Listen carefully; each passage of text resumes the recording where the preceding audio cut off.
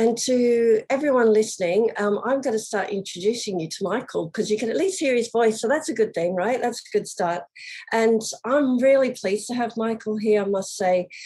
Michael has been a wonderful friend of the Institute for Cybersecurity, if Cyber, and he has a lot of important things, I think, for us all to learn from the industry perspective. His talk today will talk to you a lot about his experiences with cyber and in recruiting the right people into cyber and how the challenges involved in doing that as well. What I really love about Michael is his passion for this area as well as his knowledge. That's why I'm very excited to have him here today.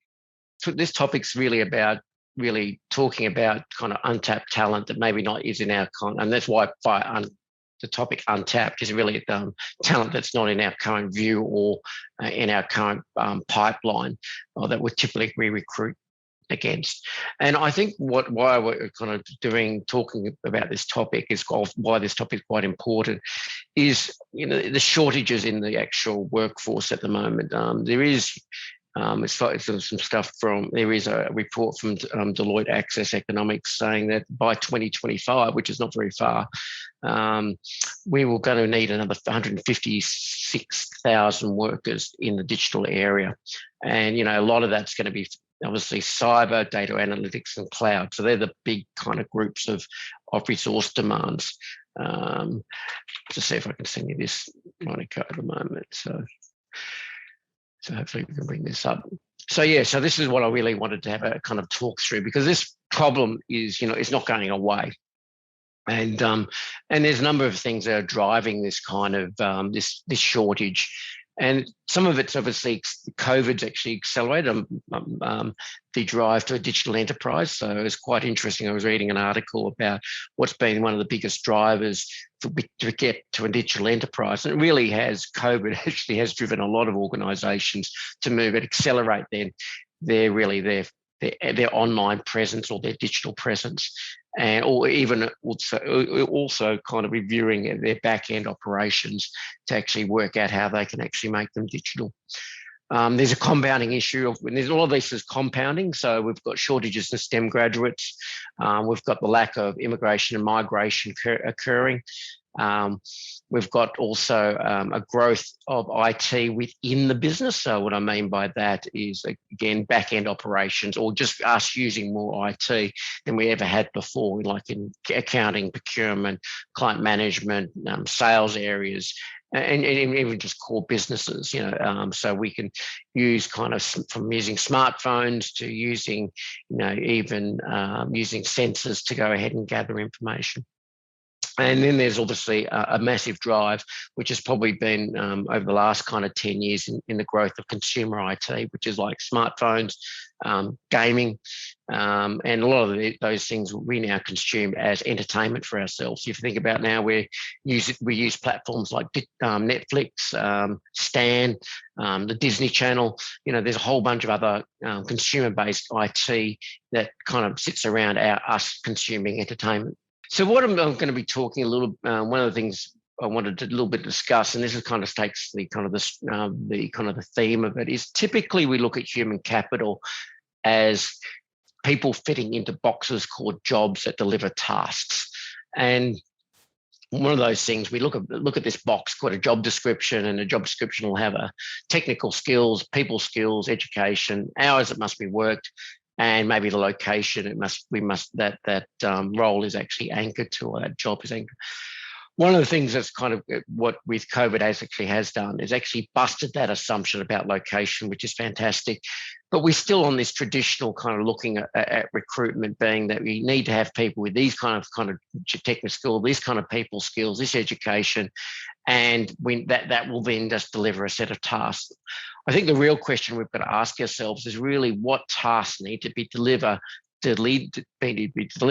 and then really looking at what do people bring to this kind of this thesis of tasks. So start to look a bit more outside the box than particularly our traditional recruitment. Even so, you know, I don't particularly like to feel like I'm fitting in a box, and most people wouldn't fit in a box. So it's they all have, for example, you might find somebody who's more mature and aged worker. They might only want to work part-time. So they're very much focused on, part-time work. And so that's designing a job that really fits into with what they're doing. People that are culturally and linguistically diverse might have people skill issues. So we have to really adjust.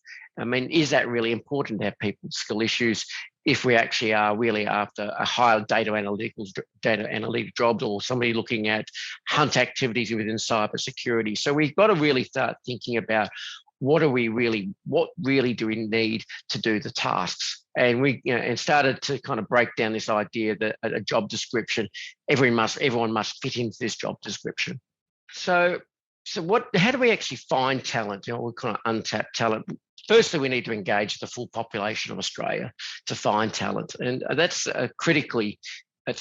We need to start looking at communities that we typically wouldn't be engaging with, and there's a number of those communities based on, it could be, for example, veterans.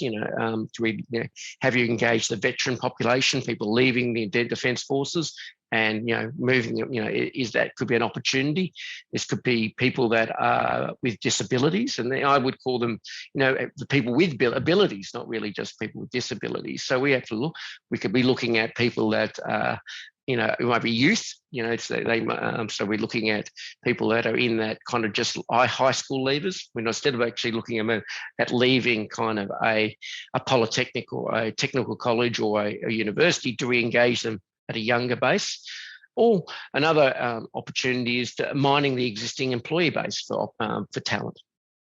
So there's numbers of organisations are doing this across the globe, and I wanted to give you kind of a bit of perspective of what some of those kind of some of those organisations are. And this is about broadening out the perspective of where a talent pipeline is. And obviously you can't see these slides, but what I had here was you've got GCHQ, which is the communications headquarters in the UK, which runs a lot of the intelligence. They're looking for people that are neurodiverse, or in this time, very much their focus is on people that are dyslexic. They've been very big in recruiting. The Israelis have been recruiting with teens and also young adults with autism, similar to NAB and ANZ Bank locally. JP Morgan Chase have been very big, probably the number one employer across America, looking at veterans. So they've been a very big recruiting of veterans, but they also have, which I've found very interesting, a number of reservists working in their SOCs, and providing work experience to reservists in some of their security areas. So they've kind of created a program very much focused on veterans. In Toronto, there has been a very much big push by the municipal council there to look at young workers into cyber. So they've been very much focused on youth. And quite an innovative one was actually from Hewlett-Packard Enterprises, who actually developed a cyber program for the Girl Scouts. And for the Girl Scouts, they actually get some patches, and as they progress through. So they've been very much big on actually building that pathway through. So hopefully that gives you a little bit of, of kind of ideas about, what people are doing differently to look at talent. So what's the kind of some of the benefits of diversity? And I think this really gets down to, it's addressing, immediately one is it helps to address skill gaps. We can actually, by going out a broader net, it allows us to go ahead and address skill gaps. We start getting diversity of thought, which is critical, which is, we start bringing new ideas, and people with different backgrounds and different ways of thinking bring a diversity that allows us to look at things very differently. It brings innovation, which is one of the other key things, by thinking outside the box or having someone with a different perspective brings innovation. It also allows the organisation to have a relationship with the community. So organisations start to represent the community, which is great. And then there's also productivity, obviously by having innovation, having people challenging some of the norms. You can actually then look at improving productivity through, these changes and redesigns of processes. So having a look at, once you've kind of looked at the benefits of bringing diversity is really the question is, how do you start building a program that allows you to kind of access untapped talent? And, my advice is what ones I've built, and I've built just to give you a bit of background, I've built a neurodiversity program, I've built an Indigenous program, and now currently building a veterans program. It really is that you need to really focus on the cohort you want to actually attract. So, and the key part of actually with that cohort of population is trying to really understand it, understand what the barriers are to employment or perceived barriers. And it could be as simple as a job description. So I know from people that the program I've been running for the last 7 years with autistic individuals, job descriptions have been a big barrier. They look at a job description, they go through it, and if they see anything they might not be able to do, they'll completely opt out. So where people that what they call us as being neurotypicals would kind of say, well, I can do about 80% of the job description. Well, I'll apply. So they're the completely opposite. If they can't do 100%, they won't actually apply. So this is one of the challenges within barriers to employment. Again, with looking at women in cyber and women in kind of tech areas, one of the big strong areas is actually giving more information about a day in the life of the role rather than the job description. So females are more interested in what the day of the life is, which is fantastic. And this helps out with really kind of providing an emotional connection to the workplace and what does the culture look like and what does really do I do during the day and how does that really, and does that kind of integrate with my kind of the way I want to work or how I want to actually integrate my maybe life after work as well. The questions are some of the things you need to think, what strengths do they bring? And strengths maybe not just in technical, could be they're going to be, they have loyalty, so therefore they're going to be there for a long period of time, or they it could be as simple as that they might want to do shift work or part-time work, so they can actually provide a surge capability to the organisation or that function. So it's actually working through what strengths they might bring into that area that are different from we have today. So we have a number of, we've built, for example, shift work, and shift work for people, sometimes for some people on the autism spectrum is really good because they actually are sometimes a little bit nocturnal. So we've been able to build a shift work capability around that. So it's actually thinking through that, or it could be that for example that you're using people that are in the age community, which are or have recently retired. They might only really want to do 2 days a week, and that gives you the ability to maybe do a little bit of overflow work, particularly at certain times of the year. So it's actually getting quite flexible. You have to be flexible in your approach to the human capital to design, and not thinking of just I've got to have 20 FTEs. 20 FTEs could be actually broken up over maybe 30 people. So it's actually being quite flexible in your design of these roles that suit the population. And what I mean by that also is by having flexibility in regards to obviously we now have a lot more flexibility in location, but also having flexibility in hours. Could be amount of leave you're actually providing. But when do they need to work from home? Do they have to work from a secured facility? How can you design the role to actually suit the population? The other one is really creating a safe environment for them to express themselves and learn. So obviously they're going to be coming into an environment which is hasn't really had this type of cohort of population before. So you need to actually create environments where they can learn and express themselves, and also that they're not judged. So they can actually start to actually bring their selves to work, as they say. And also that the people around them also are learning as well about that. Especially particularly with people with disability, there sometimes there are some kind of some stereotypes or assumptions that people make. Establish appropriate support structures, which are kind of critical. So this is going to allow you to kind of ensure that the co-workers, the managers are supported, but also the individuals in the workplace. So go to the next slide. This is just a little bit about the success factors. It's just my experience of what makes the success of building a program. A good executive sponsor, as I mentioned before, understanding your population and cohort you're building for, building a program with them.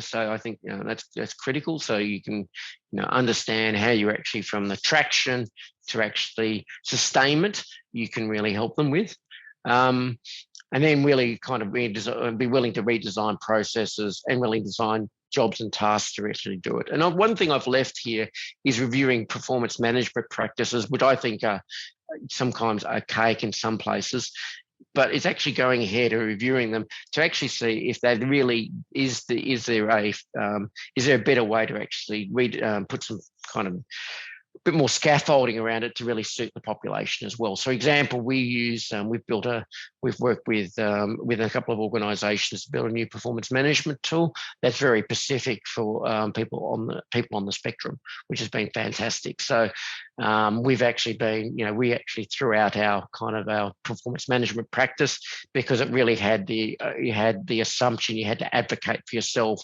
which is most behavioural systems are like that. You have to advocate for yourself, but unfortunately, with a lot of people with disabilities, they have poor advocacy skills initially. Okay, next slide. So if we go to the next slide, yeah. So this is just an example of an attraction. This is called, doing something a bit differently. This is called Genius Armory, which is what they call a mass online open online course. So, and what this is supposed to do, it gives 6 modules. It can be done in 6 hours, and gives people a sense of what, very easily very sense of what is cybersecurity. This was done with AusCyber. And this is very much focused on helping people understand what is cybersecurity. It's really focusing on finding candidates which are in that I don't know area about cyber. So we're kind of looking at that kind of raw talent, getting them interested, and then creating pathways to kind of higher education, or bringing them into kind of executive or some kind of other education courses. That's just a little example. Think about something differently. Probably next slide. This is a non-traditional process. I'm giving an example of what's been used in kind of a autism at work program for looking at example. One is a motivational questionnaire to help really people people motivated for this type of work or industry. That really helps kind of really start to screen out very early that their motivation maybe for applying the job could be their parents' motivation or their carers' motivation, or they don't quite understand enough about the actual roles available. So we're trying to go through kind of a motivational questionnaire, some pre-screening, pre-assessment to really understand where they're at in their working ability, going through some, looking at executive functioning, what skills do they have in kind of communication, and also organisation, so where they're at on those things, and also helping. We've also in this process is about kind of helping them with their autism as well. Meaning what I mean by that is they get to understand a little bit about what they are, what is autism, and how does it kind of reflect in the workplace. So helping to educate them. This process has been designed to actually really help move people forward, even if people are not successful in the process. So there's an ethos about the program that every part of the program is supposed to help somebody move somebody forward, even if they are unsuccessful. So you can see here there's some technical exercises around social engineering, code breaking, digital investigation, and computer science that eventually kind of really allows us to kind of start streaming people into certain roles. Next slide. This is just a bit of an example of a curriculum that was being built for a program, really to help people, particularly again on the autism spectrum, really about helping them, really get the appropriate skills to have just not only just a job, but have a career. So this is a little bit of a snapshot about what a program is, and the way DXC's built it. But that's kind of, you can reach out to me later if you wanted more details with that. But I wanted to give you some kind of idea that just thinking outside the boxes, I think, is critical as well. And what things do you need to kind of build into your kind of work practices to help sustain the talent? And for example, you can see here, some of the things in this kind of program is job awareness, helping with self-determination, helping with self-advocacy. And transition is quite interesting, is helping people move between different job roles and helping people teach that. And there's a number of actually underneath there that this is really becomes an individual development plan, and people are allocated the appropriate curriculum to go through. And that might be as an individual or might be done as a group session. Got a next slide. And this is an employee support tool. This has actually been, give you another example of a tool that's used to help sustain talent. This is actually used at Stanford University and a number of other organisations across the globe. It's called Life Sherpa, and it's really a tool that's been built to help people, really kind of adjust, help them when they were actually in the workplace. So that helps them, kind of go ahead and, particularly finding a bit of a coaching. It's almost an online coaching app, but it also has a number of self kind of paced learning activities in there. So that's kind of giving people the ability to kind of feel like when I'm at work, so what's an interview? How do I actually practice my interview? Preparing for a phone, online interview. So it's kind of, there's a lot of material here just to help kind of existing employees adjust with, with the workplace. And this just gives you another example of what's potentially available. What other organisations are doing. This one actually is quite interestingly being used by a number of large kind of tech firms by really helping the kind of untapped talent come in and then supporting it. Probably next slide I'll show. And this is probably understated a lot, is kind of sustainment. Sustainment is really critical for long-term success, as we all know. But it's really the hardest part. It's really integrating the program into the organisation, making sure the program doesn't become an island. So it starts to integrate with kind of maybe a graduate recruitment program. It could be, it starts to integrate with traditional hiring processes.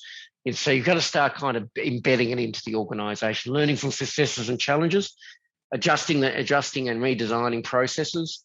And probably the other thing is really obtaining feedback from the participants. So it's really about going through these iterations to make sure that you're not just saying accessing this untapped talent really just for a once-off. You are doing this over and over to actually really get the best out of getting into this community.